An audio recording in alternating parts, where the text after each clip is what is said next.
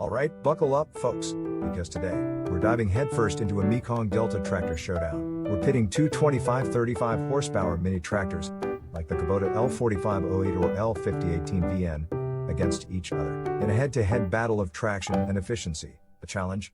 Swapping out rotavators and experimenting with cage, wheel setups to see which configuration reigns supreme in this unique agricultural environment. Our arena? The unique and demanding landscape of the Mekong Delta, a region characterized by its intricate network of waterways, rice paddies, and challenging terrain. This means we'll be navigating narrow dikes, tackling a seriously slippery pass, and even attempting a daring ditch crossing. These tests are designed to push these little tractors to their limits. It's going to be a true test of these machines and their adaptability.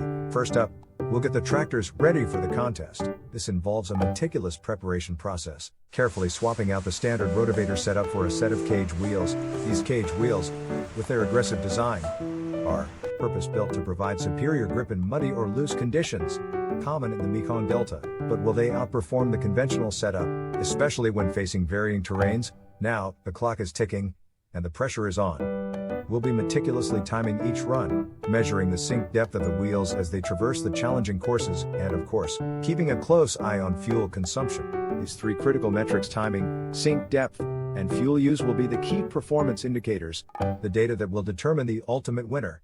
We'll begin with the narrow dike challenge.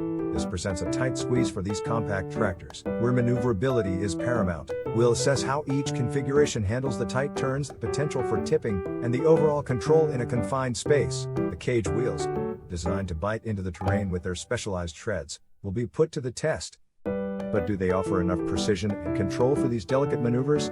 Next, we move on to the slippery pass. This section of the challenge is where we anticipate the cage wheels will really shine. We'll see how they handle the treacherous conditions, comparing the grip and stability of each setup on this unpredictable surface. Can the standard setup, equipped with its own unique advantages, effectively conquer this slippery slope? Then comes the ditch crossing. This is arguably the ultimate test of each configuration's ability to maintain forward momentum and prevent getting bogged down. We'll carefully measure how each tractor navigates the ditch and assesses the risk of getting stuck, a critical factor in assessing overall performance in the field. Throughout these rigorous tests, we'll be focusing on these key areas. First, timing, to see how quickly each tractor can complete each challenge, a direct measure of efficiency. Second, sink depth. A deeper sink depth indicates a loss of efficiency and requires the engine to work harder. And third, fuel use. We're not just looking for peak performance, we're also looking for the most fuel-efficient configuration, vital for long-term operations and sustainable farming practices. So, which setup will ultimately come out on top in this Mekong Delta tractor duel? Will it be the cage wheels engineered for maximum grip in the most challenging conditions, or the standard rotavator setup, offering its own set of advantages? Stay tuned as we put these tractors to the test, analyzing the data and ultimately finding out which configuration is best suited for the demanding and diverse environment of the Mekong Delta.